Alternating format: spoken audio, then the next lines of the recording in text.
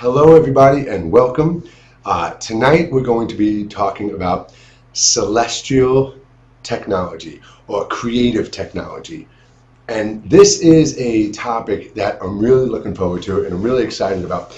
And what creative technology is to me is the force, energy, and technology that is behind existence, behind creation. And I always say we are that force, existence, awareness, that energy that is behind creation and is creation, and it is us that is the technology that is expanding, evolving, and creating. And what I would like to do tonight is just talk about a couple of things that I've thought about throughout my life, how I've looked at them, and how I've come to this conclusion, aside from the channeling and the receiving and the messages and things like that, right? So when we look at religion, now I grew up in a Catholic Protestant home, loosely Catholic and Protestant, and this was really kind of interesting as a kid. There really wasn't much strictness, there wasn't much discipline in my faith. So as I looked at faith and I read through faith and I looked through spiritual things within Christianity and stuff and read about creation and how it was, it never really answered any questions for me. It goes into creation, of course, it talks about creation, but it doesn't talk about how these things were created, with the exception of this will be that and that will be this and there is this and that's the end of that kind of thing, right? So when I looked at that, I said, well, there's definitely more to creation than that. There's not loopholes, there's not holes in the stories, there's just missing chapters and so much missing information. And maybe it's something that we're not supposed to really know or be aware of, because then it would kind of alter our experience and how we look at this world, right? So when I looked at religious creation, I started to realize that there were things that weren't right with it, things that didn't resonate right with me. So I began to then look into science and seeing the explanations of science and all the way up into the Big Bang and all these things into quantum physics. And a lot of that made sense. It looked good, the Big Bang, the energy, all the elements, the stardust and everything that there is in the universe kind of all cooled down and things started to form. Excuse me. Life started to form on planets. And this all sounded great, but again, they don't know how life started, they don't know what's on the other side of the Big Bang, so again, just massive things missing. And when you start to look at the whole metaphysical and alternatively spiritual type of theories and beliefs and stuff like that, we get into sacred geometry and metaphysics and all sorts of different things and harmonics and frequencies and fractal patterns, and there's all sorts of things, and all of that again starts to fall into the science aspect of it, and then again all that does start to form into a type of a religious view, a more spiritual view when you look at the whole thing as a whole. There's an absolute science and technology behind creation. There is a natural, emotional input into creation, and this does form our spiritual understanding and comprehension, and it forms our ego when we come here and experience the creation, right? So let's look at some facts.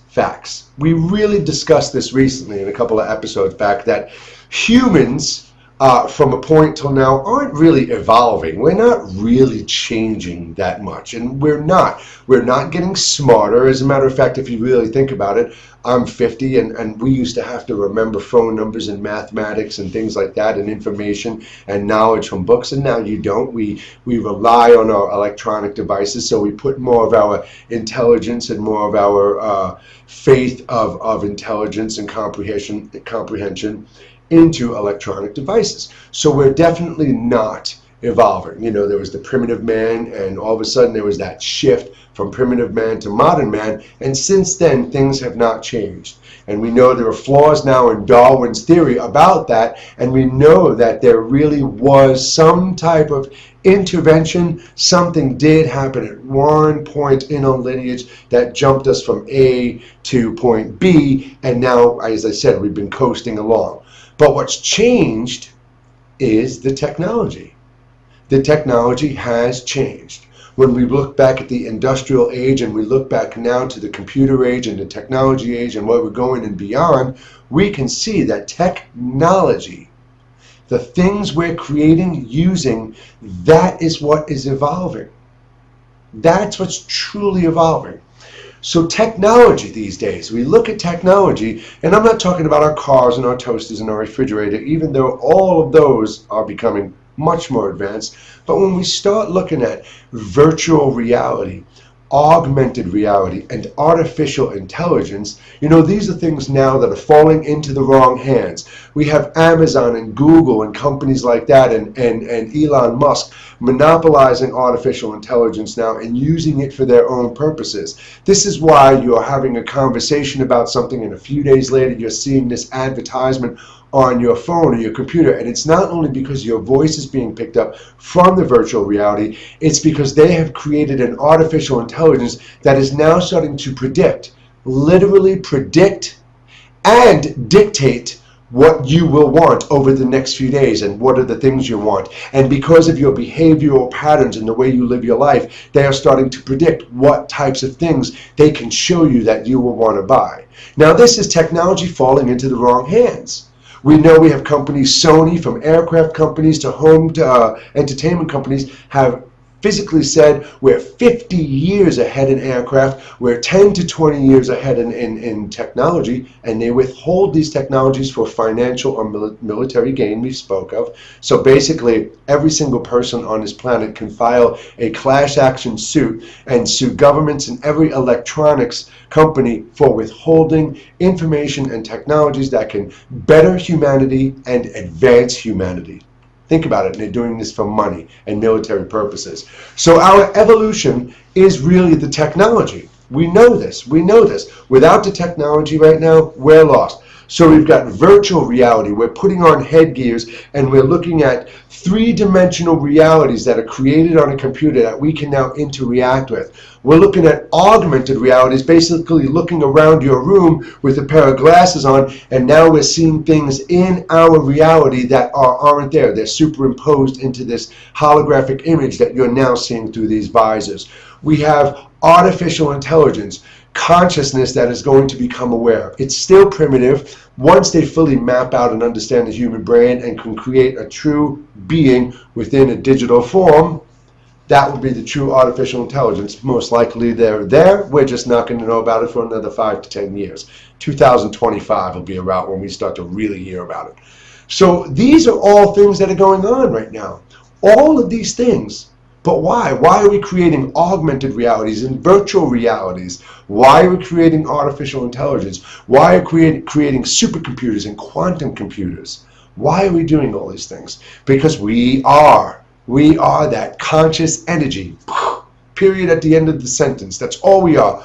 Once there was nothingness. We weren't even aware there was nothingness. Nothingness didn't exist because something has to exist for nothing to exist. So for pure nothingness to be, nothing can exist. All right? So before that, before the word nothing, before darkness of nothing, there was nothing, nothing, nothing, right? All of a sudden, awareness, consciousness, something. Billions and gazillions and zillions of years of evolution, from planets to people to birds to maggots to fleas to mice to you and me. Here we are, and we are creating this technology. Not me, not Jay, not Bob, Mary Jane, or Don, or Elon, or any of these people. The energy, the intelligence, the messages, the insight, the wisdom, the intuition, and the guidance that comes from the universe or the source or the creative source beyond the Big Bang or the holy creation, that's what sends that information here. So we can continue to create, right? That's what we do. We keep creating ways to expand and exist in different realities. Just as I keep saying, we will create the technology to literally take your consciousness, every single thing you are, everything you feel, think, smell, have tasted, and transfer it into a new digitally created world, different avatars, and you won't know the difference between being here or being there, and that is possibly exactly what is happening right now. Let's look at video games. We create video games, we sit and we control the character on the screen. The character survives on what it can get in there, and it has a path and a purpose within the game. The character in the game can only do what the created reality allows it to do. Even if me, the person on the outside, can jump 50 feet and fly, the video game might just ground me to its reality in there. So I am bound by the laws of the created reality, even if my higher self, my intelligence, the operator, is smarter and better and stronger than that, right? So we've got these games we're creating. We're putting on helmets and playing these games, but we're creating characters and we're controlling these characters just as we are controlled and created. And we are going to create these realities that we can go into and control ourselves in other realities, or let ourselves become fully immersed into these realities. Now, what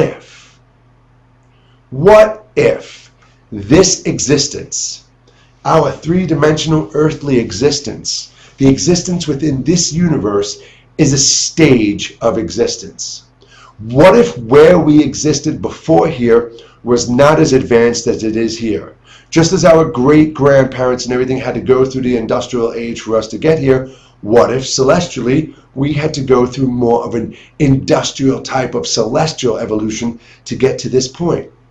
Think about it. What we know, see, perceive, hear, and be here, what we like and dislike, we will be able to create realities, minus all these things that we dislike, put all the things we love in there, only the things we want, and transcend, transfer, download, upload our consciousness into these new worlds. Wake up into these new worlds, maybe choosing to do so as an infant in parents that we created before us, our Adam and Eve. Or maybe we'll transfer into a fully adult vehicle or vessel at that point. But we will do this in a world that is more advanced and more suited to what we are now aware of and know than this world. We will evolve our creation. We will transfer into this creation. We will create within this creation. And in this creation, we will then create the technologies and go through the industrial age and so on and so forth. Or we can program all this beforehand. However we can do this, I don't know. But we will go into these new worlds and do the same thing we're doing here, but advance on and create different worlds and create different realities, augmented realities, virtual realities, holograms, experiences, existences, illusions, simulations. All of these words that we hear, all of these words that we use are only various stages of existence. Where we come from is different from here. Where we are going will be different from here. The purpose, aside from the love and the kindness and the hugs and the kisses and the experiences and eating this and trying this and being tempted and doing all this and finding your way, is to create, is to hone in your creative skills, your manifestation skills, your emotional control, your physical, spiritual control. It's to hone in all these to get ready for that next stage, because when we get into that reality that we get to create, we are going to literally be able to go, I want to fly, I want this. We're going to make this reality much more suited than for our needs right now. We know what we don't like and like here, so we will make it so we could do all the things we can't do here, there, and so on and so on. And we will keep going and keep going and keep going beyond comprehension, beyond reality, beyond anything we can ever dream of. Where we have been, the darkness, the light, creation, beyond the Big Bang, all of these things to inside creation, inside existence, and creating within creation and inside creation. Like I said, creation is like a cluster of grapes, but inside each grapes are clusters of grapes and clusters of grapes and clusters of grapes, and it doesn't stop. And we traverse and travel through and experience all of each other's, and we continue to create. But as I said, we will create beyond our wildest dreams and comprehension, and that is why here, every single day you wake up, you should strive to live beyond your dreams here. Expand, unite, evolve, and grow, because we are going for one hell of a ride together. Everyone, I will see you Sunday night. Thank you so much. Bye-bye.